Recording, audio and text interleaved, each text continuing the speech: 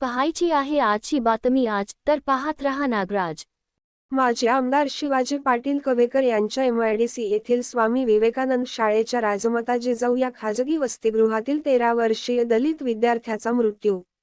ही हत्याच मृत्यू नाही, नातेवाईकांचा आरोप। मृतदेहाची गुपचूप विल्हेवाट लावण्याचा कर्मचाऱ्यांचा प्रयत्न। अद्याप कोणालाही अटक नाही। पोलीस प्रशासनावर राजकीय दबाव। कवेकर यांच्या संस्थेत यापूर्वीही अनेकदा विद्यार्थ्यांना मारहाण झाल्याच्या घटना घडल्या।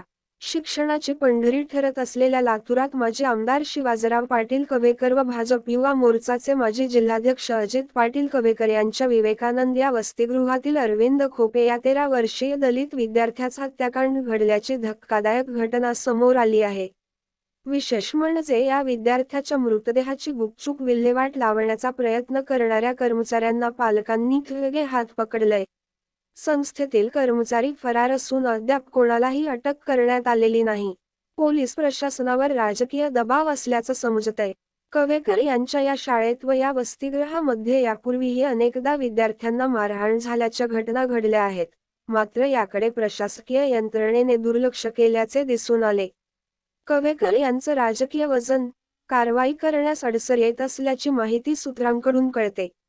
अरविंदची हत्या झाल्याचा आरोप नातेवाईक करत आहेत। पोलिसात गुन्हा दाखल करण्यात आला आहे, मात्र नातेवाईकांवर दबाव टाकला जात असल्याचे समजते। अद्याप या प्रकरणी कोणालाही अटक करण्यात आलेली नाही। शाळेत एवढी मोठी घटना घडली असताना शाळेतील सर्व कर्मचाऱ्यांना अचानक सुट्टी देण्यात आली।